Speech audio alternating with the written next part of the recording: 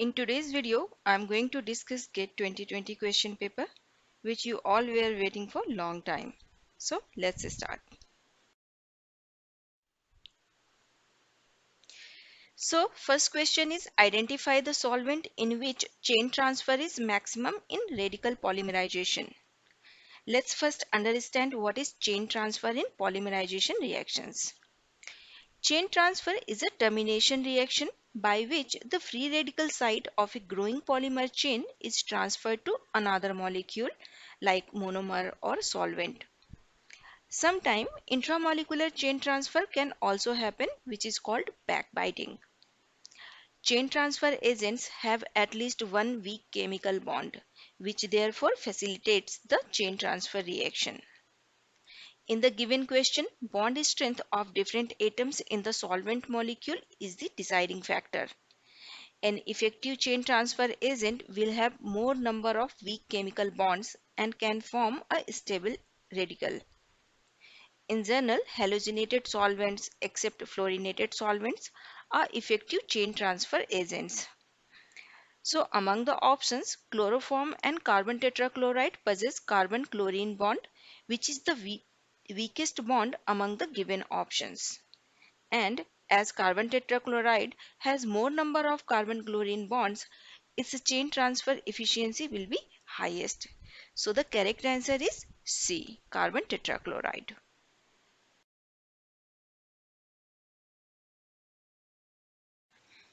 In second question, identify the monomer that cannot be polymerized by a anionic polymerization. The correct answer for this question is B, because if we recall monomer requirement for anionic and cationic polymerization, the type of monomers necessary for cationic polymerization are limited to alkenes with electron donating substituents such as isobutylene, styrene, alpha-methylstyrene, butadiene, vinyl alkyl ethers, and some heterocyclic monomers such as lactones, lactams, and cyclic amines. In cationic polymerization, cationic initiator attack on electron-rich carbon of double bond. Electron density on double bond can be rich only if there is electron donating substituent. So, vinyl monomers containing electron donating substituents undergo cationic polymerization. Similarly, electron withdrawing substituent will make double bond carbon electron deficient so that anionic initiator can attack. Therefore, vinyl monomers containing electron withdrawing substituents undergo anionic polymerization. Therefore, the correct answer to this question is B, ethyl vinyl ether. Question 3 is which elastomer retains flexibility at the lowest temperature? So, from the table, it is clear that the silicon rubber retains the flexibility at lowest temperature.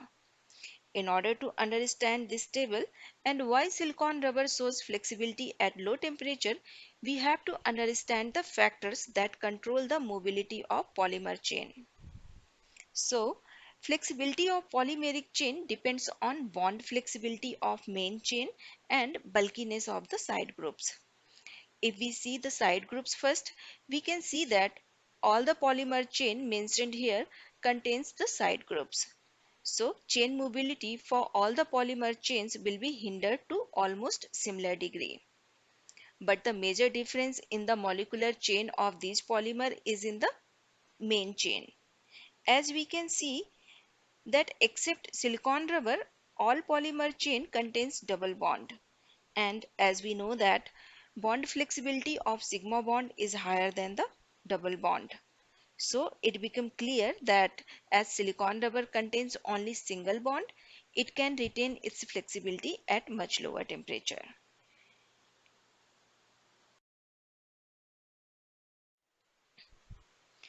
Question 4 is among the given options, which polymer has minimum branches? To answer this question, let's first understand the difference between HDPE, LDPE, LLDPE, and VLDPE. All these polymers are different forms of polyethylene. The major difference among them is their molecular structure and composition. High density polyethylene is a homopolymer, which has linear structure. Due to its linear structure, polymer chains can pack very closely and lead to high degree of crystallinity. Because of good packing, the density of polymer is high compared to all other forms of polyethylene. LDPE is also a homopolymer with long branches. Because of branching, it cannot achieve high packing. At the same time, LLDPE is a copolymer of ethylene with short branches of olefins.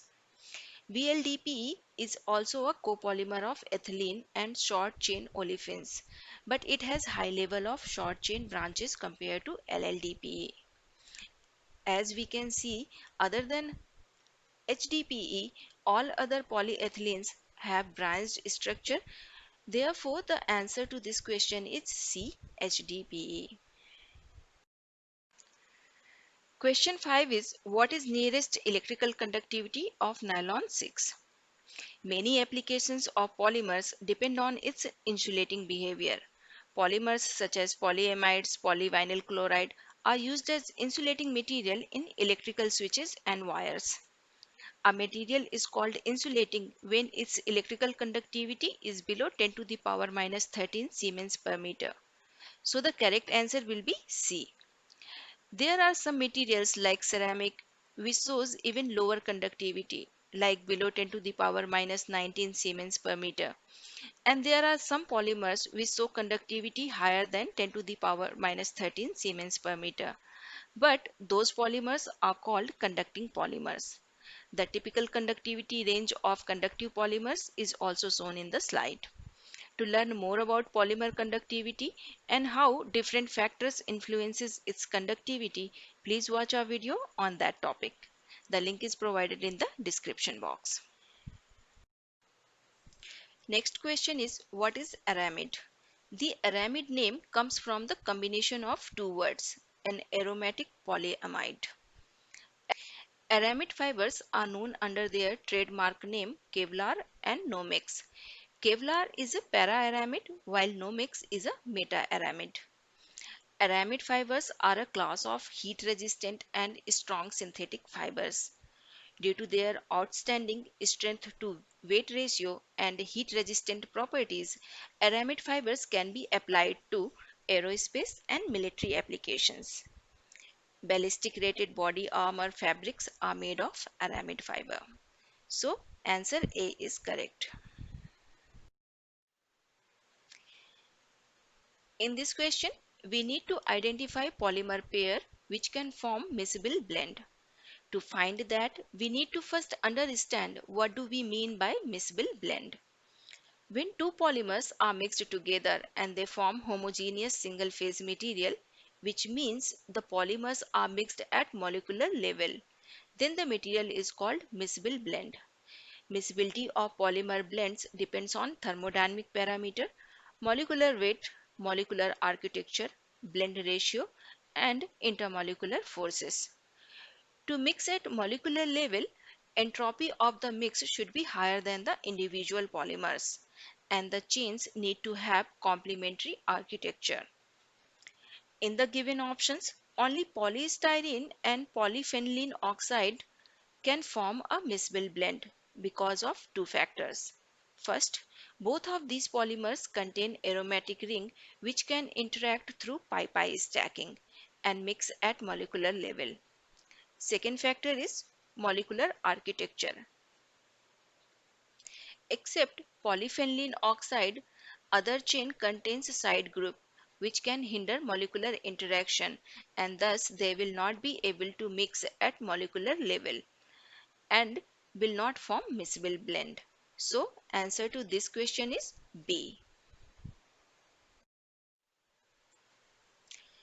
In question 8, identify the role of dicutyl peroxide.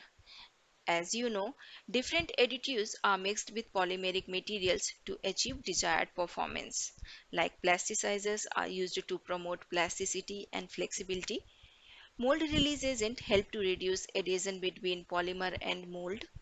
Peptizers are used to prevent coagulation of colloidal suspension, and some peroxides are used as cross-linking agents. Common examples of these additives are shown in the slide. Based on this information, it is clear that dicumyl peroxide is a crosslinker. Okay, to answer this question, let's first define these terms.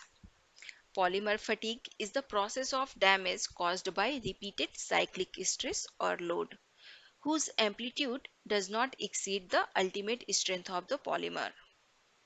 Creep is deformation under the influence of constant stress such as tensile, compressive, shear, or flexural load.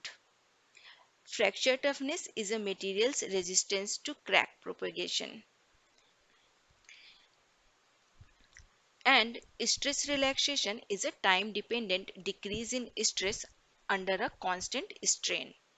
So based on definition of stress relaxation, answer to this question is C. To learn more about viscoelastic properties of polymeric materials, please watch our video on this topic.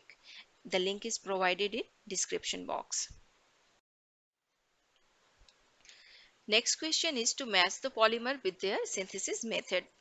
To answer this question, we have to think about characteristics of different polymerization processes. First, vinyl monomers can be polymerized either via cationic or anionic polymerization. A vinyl monomer which contains electron withdrawing groups polymerizes via anionic polymerization. And if it contains electron donating groups, then it polymerizes via cationic polymerization. Based on this principle, butyl rubber polymerizes via cationic polymerization since it contains electron donating group. And polystyrene butadiene or SBR rubber polymerizes via anionic polymerization because styrene contains phenyl ring which is an electron withdrawing group. Coordination polymerization is a form of polymerization that is catalyzed by transition metal salts and complexes.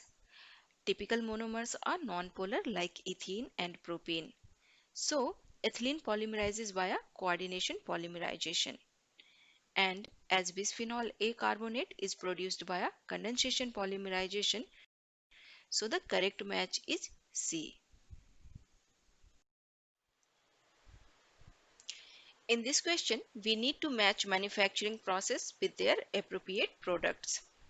To answer this question, we have to either memorize the most common methods to produce common products, or we can use some logic to identify which product can be economically produced by which manufacturing process.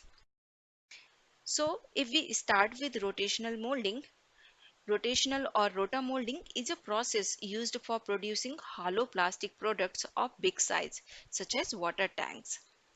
Two-dimensional, very thin products can be made by blow molding process such as water bottle, packaging film, trash bag, etc.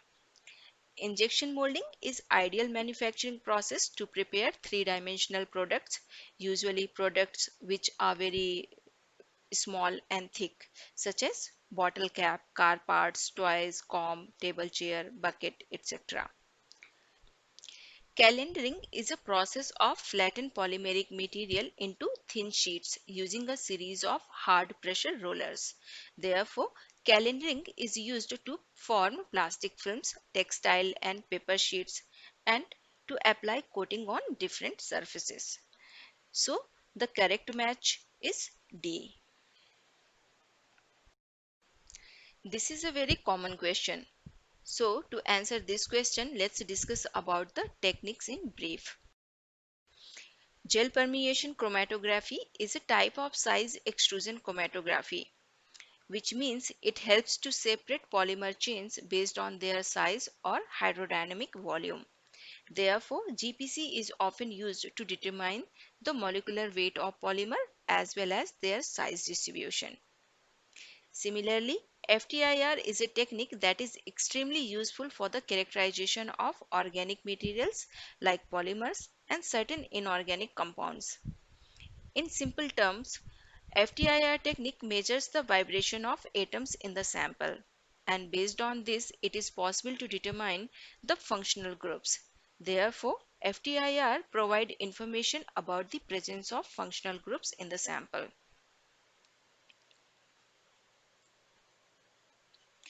DSC is the technique which is used to measure the phase transition temperature of polymers like glass transition temperature, melting temperature, and crystallization temperature.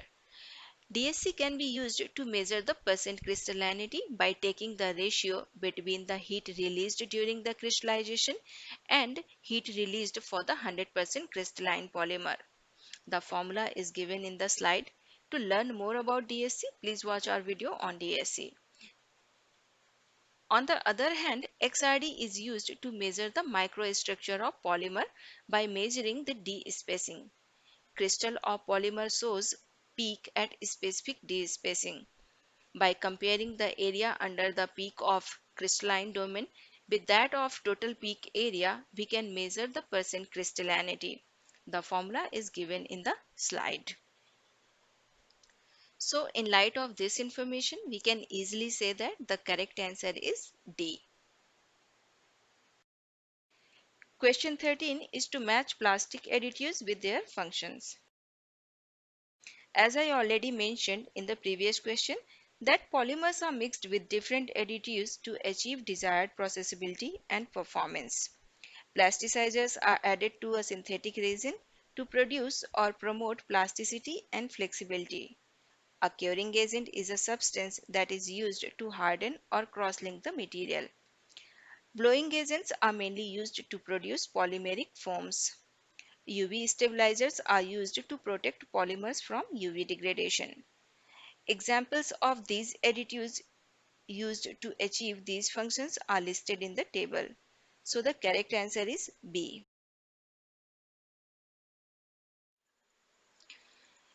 In this question, we need to match shear stress versus shear rate behavior of different types of polymers.